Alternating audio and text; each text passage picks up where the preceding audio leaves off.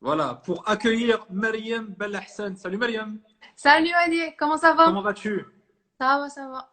Ça va. Ça va, c'est un petit sabbat, ça sent la fin du ramadan La fin du les Ramadan deux. et le prolongement du confinement. Le prolongement du confinement, j'allais te dire, ça m'a fait le même effet, t'inquiète pas, t'es pas la seule.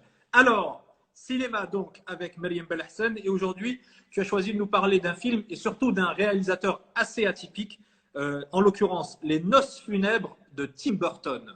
Oui, c'est vraiment pas n'importe quel film, c'est vraiment un film, l'un de mes films préférés. Et c'est l'un des films qui m'ont fait aimer le cinéma. Donc vraiment, c'est pas n'importe quel film. C'est un film qui est sorti en 2005 et comme tu l'as si bien dit, il a été réalisé par Tim Burton, qui est mon réalisateur préféré, et co-réalisé par Mike Johnson. Et au casting, on retrouve de grands noms comme Johnny Depp, Helena Bonham Carter ou encore Christopher Lee, paix à son âme. Et la musique est composée par Dan Elfman. Alors, le film est inspiré d'une légende juive. Et la légende juive s'appelle, si je ne me trompe pas, La mariée morte. Voilà, c'est le nom de la légende. Et ça raconte l'histoire de la famille Van Dort, qui est une famille de nouveaux riches qui vont arranger le mariage de leur fils Victor pour acquérir un titre de noblesse. Ils vont le marier à Victoria, la fille d'un couple d'aristocrates ruinés. Et à leur première rencontre, Victor et Victoria vont se plaire, mais Victor va s'enfuir de honte parce qu'il n'a pas appris ses vœux de mariage, qui est un peu un sacrilège lors d'une répétition. Et lorsqu'il sera dans les bois, il va répéter ses vœux de mariage et va se retrouver accidentellement marié à un cadavre qui était enterré là-bas, à savoir Emily, et qui va l'entraîner dans le monde des morts. Donc pendant tout le film, on va suivre un peu son retour, comment il va faire pour retourner du monde des morts au monde des vivants pour retrouver Victoria. Alors, Tim Burton, tu le dis très justement, d'autant plus que c'est ton réalisateur préféré. Il a un univers très particulier. On le voit à travers sa filmographie. Il suffit d'y jeter un œil. D'ailleurs, on se rend compte, moi, quand j'ai regardé un petit peu ce qu'il avait réalisé, qu'il y a énormément de films hyper célèbres et on oublie parfois que c'est lui qui se trouve derrière, notamment le Batman. Comment est-ce que Les Noces funèbres reflètent cet univers particulier de Tim Burton? Alors, si on devait résumer l'univers de Burton en quelques mots, je dirais que c'est un univers fantastique, un peu gothique, qui mélange brillamment l'horrifique et le comique. Et selon moi, Les Noces funèbres est l'un des films les plus burtoniens, si on peut dire ça comme ça. Le film, c'est la mort. Et la mort, c'est un thème qui est très très cher à Tim Burton. Que ce soit la mort physique, symbolique, etc., etc. Et là, c'est la mort comique. Si on regarde le film, on voit que le monde des vivants dans Les Noces funèbres est un monde gris, froid, où personne ne se parle, tout le monde est acariâtre. Et voilà, c'est un monde qui n'est pas chaleureux, mais le monde des morts est plein de couleurs, est vivant, tout le monde est joyeux, tout le monde est content. Et ça fait partie de la volonté de Tim Burton de nous montrer comme quoi il ne faut pas avoir peur de la mort. Il faut l'accepter. Et c'est juste une étape dans la vie, c'est une étape à franchir et il ne faut pas en avoir peur. Et personnellement, je trouve que c'est un beau message. Ensuite, on a le casting. Johnny Depp, Helena Bonham Carter et Christopher Lee, c'est des personnes qui ont beaucoup travaillé avec Tim Burton dans beaucoup de films, notamment Johnny Depp, parce que voilà, Johnny Depp, c'est un peu son acteur fétiche. C'est l'un de ses plus proches amis. Il a travaillé avec lui dans beaucoup de films. Et personnellement, je trouve qu'ils font un très très bon travail de doublage. Moi, personnellement, c'est le premier film où je vois Johnny Depp faire du doublage et je trouve qu'il s'en sort très très bien. Il arrive à dépeindre le caractère timide, grand enfant de Victor et voilà ce qui est très très bien. Helena Bonham Carter dans le rôle d'Emily est excellente aussi, donc sur ce point, rien à dire. La musique composée par Danny Elfman, là encore, Danny Elfman a beaucoup travaillé avec Tim Burton. Il a composé la musique de beaucoup de ses films, un peu comme ce que j'avais dit la semaine dernière sur John Williams et Steven Spielberg. Absolument. Mais les deux choses qui m'ont vraiment plu dans ce film, c'est d'abord l'animation. L'animation est en stop motion dans ce film.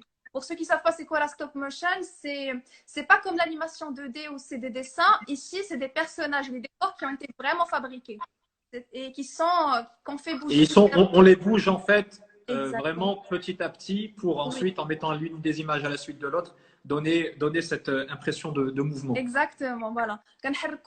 Et on les prend en photo et voilà, c'est pour créer un effet d'animation. Et moi, je trouve que c'est un art qui se fait malheureusement, on le voit très rarement les films qui sortent récemment. Et voilà, et donc l'animation est sublime. Et je ne sais pas s'il y a des fans de la stop motion ici, mais vraiment, moi je trouve que c'est un art de plus en plus rare, qui doit revenir à la mode. Et ensuite, les personnages. Moi, personnellement, je me suis beaucoup attachée aux personnages et je trouve que celui qui est le mieux réussi, c'est le personnage d'Emily, le cadavre. Pendant le film, on se rend compte que c'est un personnage qui a du mal à accepter sa condition de morte parce qu'on se rend compte que son rêve, pendant qu'elle était vivante, c'était de se marier, de trouver le grand amour. Et elle est morte avant d'avoir pu réaliser son rêve. Et elle vit dans le déni et elle n'arrive pas à accepter sa condition de morte.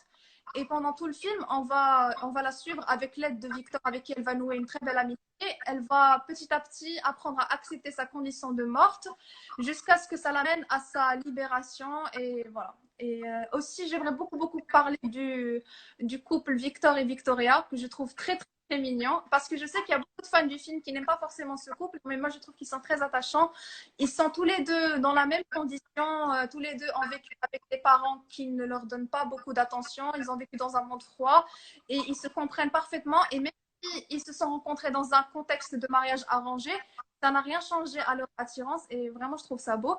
Et je suis très contente parce que récemment j'ai ouvert Netflix et j'ai vu qu'ils avaient mis le film sur Netflix, donc vraiment j'étais vraiment très contente. Donc ceux qui ont Ah ben Netflix, voilà. Merci Netflix de rendre hommage au réalisateur préféré de Mariam Belhassan.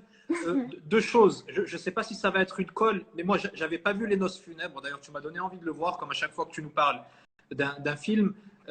Est-ce que, par contre, j'avais vu L'étrange Noël de Monsieur Jack. Ah oui, en fait, qui est aussi signé. Là, c'est pas réalisé par pas de... C'est pas Burton. C'est Henry Selick. Ah, c'était produit. En fait, parce que Burton était occupé pendant le tournage de L'étrange Noël de Monsieur Jack, il était occupé par la suite de Batman le retour. Donc, Batman le retour. Mais les univers sont, je trouve, assez semblables dans le côté sombre.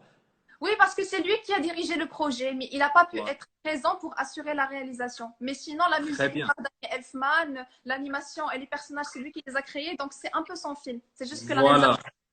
Et tu citais Johnny Depp, je ne savais pas que c'était Johnny Depp qui avait prêté sa voix. Excellent. Johnny Depp, effectivement, qui est son comédien fétiche, et il faut voir, alors ça, je pense que c'est lui qui l'a réalisé, Édouard aux mains d'argent.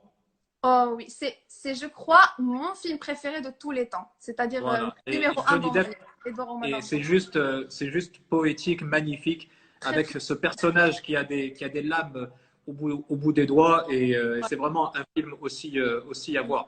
Merci infiniment, Mariam Belhassan, de partager avec nous cette passion du cinéma et ça me fait toujours plaisir. Nous permettre d'en apprendre toujours plus chaque semaine. Rendez-vous est pris. Alors, je ne sais pas exactement comment on va goupiller tout ça, mais ce que je peux dire, parce qu'on arrive à la fin du Ramadan, le déconfinement approche, mon souffle est en train d'arriver à son terme, mais malgré tout ça, on va se retrouver mercredi prochain pour parler de cinéma, parce que franchement, c'est trop bien. Merci, je l'espère, avec plaisir. Au revoir. Porte-toi bien, salut, bye bye. Salut à tous.